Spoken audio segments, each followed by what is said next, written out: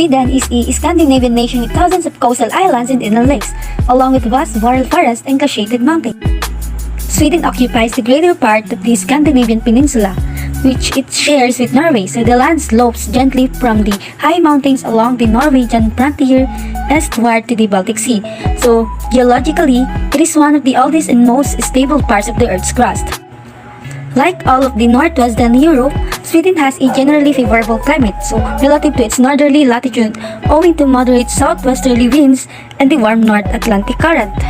And before I forgot, Sweden is a country located on the Scandinavian peninsula in northern Europe. And Stockholm has been the permanent capital since 1523. Stockholm is situated in the south-central east coast of Sweden. It stretches over 17 islands, with 14 of those islands making up crucial parts of the city. The islands are consistent with the Stockholm's archipelago. Around 30% of Stockholm features waterways, with another 30% designated to green spaces and parks, so the weather is continental, with cold winters and sunny summers, and Sweden is also home to 11 municipalities, with various regions to explore. Stockholm also is an incredible place to visit, or even move to, so if you are planning on making the transition to Swedish living, there are so many amazing people and places to discover in this capital city, and the region has a rich history that's just brimming with amazing stories. It's no wonder that countless people visit these wonderful destinations every year, so if you haven't considered taking a trip to discover the Swedish capital for yourself yet, hopefully this guide has told you everything you need to know to start looking flights. If you're looking for a place to stay, try these hotels. Stockholm isn't just the capital city of Sweden. It is also one of the places that all people should consider visiting at some point during their life. Interesting, right? But wait, there's more. For many outside the regions, Norway and Sweden are the same. While the two Scandinavian countries do share a lot of history, culture, and closely related languages, there are also some key differences. So to know more about Sweden, here are the 11 fascinating facts about Sweden. The first one is that Sweden has twice the population of Norway. The population of Sweden is approximately 10.3 million.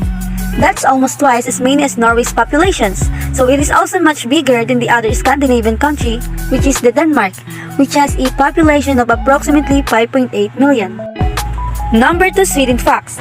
Sweden import waste from Norway, so the Swedish people love to recycle.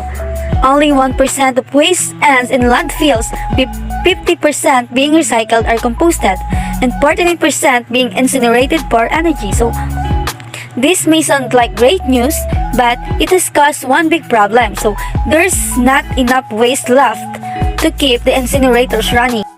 Number 3, more than half of Sweden is covered in forest. Yes, you read that right. So it was said that approximately 57% of Sweden is forested. Specifically, that's 23 million hectares, which is an area equivalent to the United Kingdom. And if you ever think health and safety regulations go too far sometimes, spare a thought for the owners of the Ice Hotel. Despite being made entirely of frozen water, the gigantic igloo is still required to have fire alarms fitted. Donald Duck is more popular than Mickey Mouse. So, as we all know in most of the world, Mickey Mouse reigns supreme as Disney's best loved characters. But in Sweden, Donald Duck is way more popular. So, some put this down to Donald's rather flawed character being more relatable to Europeans than Mickey Mouse's virtuous perfections. So whatever the reason, Donald is by far Sweden's favorite Disney character. Swedish drinks outsells Coca-Cola, so a surprising brand that takes a backseat in Sweden is Coca-Cola, at least during the Christmas period. So while many nations enjoy traditional festive drinks such as eggnog and mulled wine. Stockholm's Metro doubles as an art gallery, so the Swedish capital city Stockholm is full of impressive architecture. But one of the most impressive sites is underground, so around 90% of the Stockholm metro stations have been decorated, forming one of the world's most intriguing arts galleries. Yes, fika is a thing, so everyone loves to take a break from work when they can, but in Sweden, the idea is baked into the culture.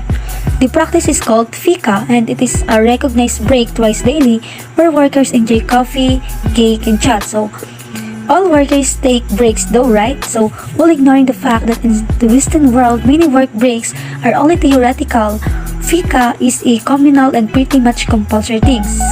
So much so that in most companies, anyone not taking part is considered rude. Making light of dark days. So, it can be tough living in the north of Sweden in winter when there are less than 5 hours of daylight per month on end. So, seasonal affective disorder is a type of depression that arises in response to a lack of daylight and affects many people in the far north of Europe. But to help combat this, one city in Sweden installed light boxes in bus stops to allow people waiting for their transport to experience a little extra daylight during the dark days of winter. Scaling the solar system. So Sweden may not be the first place in your mind when thinking of space explorations, but it does lead the world in one key astronomical way. So it has the world's largest scale model of the solar system. The last but not the least, Sweden is an economic powerhouse. So many prominent companies were founded in Sweden, so especially in the areas of design and technology. Electrolux, Ericsson, H&M, and Volvo are just some of the famous Swedish names in global business. Also, countless inventions and innovations came from Sweden. Some notable ones include Tetra Pak, the pacemaker, dynamite, and the spherical ball bearing. And that's all for the Sweden facts. I hope you learned something new about it. So now, let's proceed to the official language of Sweden. Swedish is the official language of Sweden and it is held in high regard in the country. Nearly the entire population of Sweden speaks Swedish, with most speaking as a first language and the rest is a second language.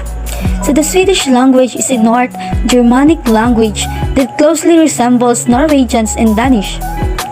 The language is also given official status in Finland, where it is spoken by the ethnic Swedish of Finland.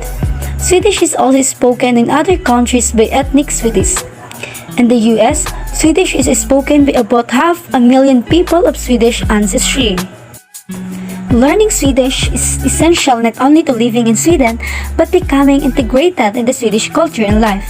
Swedish is a beautiful sounding language because of inflection and intonation, but for English speakers, it's simple to learn because of the grammar structure and link to English. The connection to the North Germanic languages leaves anybody learning Swedish the open opportunity to ace into learning Danish, Norwegian, or German.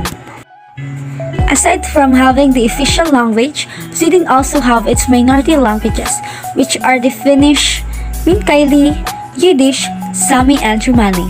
Ethnic Finns make up about 5% of the population of Sweden, and the Finnish language is used by over 200,000 people. So next is the Minkaili.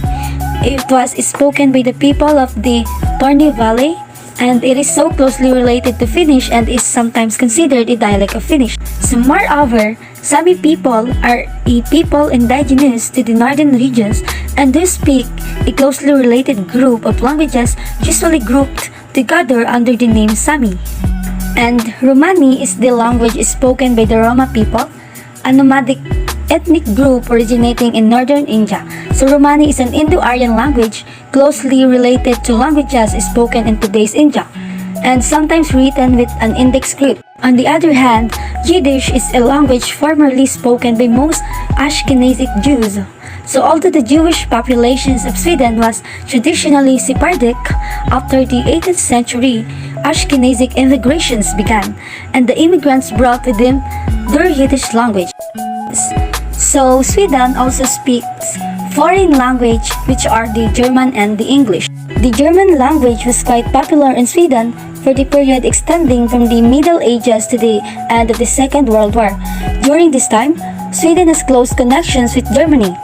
Many Swedish pioneering intellectuals were educated in the universities in Germany, and they helped spread the knowledge of German in Sweden. On the other hand, a large section of the Swedish population speaks English. The language is most commonly spoken by the younger generations who were born after the Second World War. The trade links of Sweden with English-speaking nations, the strong American influence, Overseas travel to English-speaking countries and cultural interchange have increased the popularity of English in Sweden. Since 1952, studying English has been made compulsory for all students in the country. So now, let's proceed to the highlighted part of this presentation, which entitled Language Programs and Policies. Are you guys ready? So again, please lend me your ear. Without further ado, let's start with the language program in Sweden. The Swedish language program offers courses that provide students with basic Swedish grammar, language structures, reading and writing skills. Their goal is to have us engage in day-to-day conversations and read and write short text while learning about the culture. The Scandinavian languages are mutually understandable. Most language programs in Sweden are intense summer programs that can last anywhere from 2 to 12 weeks. Swedish winters can be pretty rough, with only a couple hours of light per day and regular temperatures of negative 20 degrees Fahrenheit. A wise student will sacrifice wintry rather play for a language course in the perpetually sunny skies of the summer season. A bonus about language study in Sweden is that if you are a native English speaker, it will be fairly easy for you to learn Swedish. In December 2005, Sweden adopted a much debated and long-awaited national lengthy usage policy. This policy discusses the rationale behind its goal. One of the core issues in the debate is whether to give Swedish legal status as the special majority language of Sweden should be seen in light of the role of English and the growing fear of Swedish losing domains to English. One of the stated goals of the policies is to ensure that Swedish is a complete language, which can be used in all areas of society, is also intimately linked to the debate about English in Sweden. A national language policy for all of Sweden. The national language policy has the following four overall goals. Number 1, Swedish shall be the principal language of Sweden. Number 2, Swedish shall be a complete language in the sense that it shall function as a vehicle of communication in all areas of society. Number 3, Swedish in official and public use shall be correct, but simple and easy to understand. Last but not the least, everybody has the right to languages: Swedish, their mother tongue, and foreign languages. Swedish is the principal language of Sweden. The first goal of the policy states that Swedish is the principal language of Sweden. One reason, according to the Social Democrat government at the time, for not making Swedish the official majority language by law was that such a law could be interpreted as discriminations against groups in Sweden who do not have Swedish as their mother tongue. Swedish as a complete language in the role of this English in Sweden. The second goal of the policy is also intimately linked to a sense of Swedish being challenged by English on many fronts, so much so that it needs to be spelled out that Swedish should be a complete language, in the sense that it shall be a well-functioning code for use in all domains. The democratic principles of the language policies. The third goal of the Swedish national language policy is to ensure that official Swedish is correct, simple and easy to follow, is founded in a long-standing plain language movement in Sweden, and can be interpreted as a general expressions of the egalitarian and democratic ideals that have permeated public debate for the past 50 years or more. Providing for multilingualism in Sweden. So the goal that states that everybody has a right to their mother tongue could be interpreted as a renewed political interest in making provisions for the maintenance of minority languages and their subsequent transmissions to the next generations. In that sense, the national language policy is a return to the multicultural policy implemented in the mid-1970s. So this policy was innovative in several ways. One key feature was its emphasis on freedom of choice.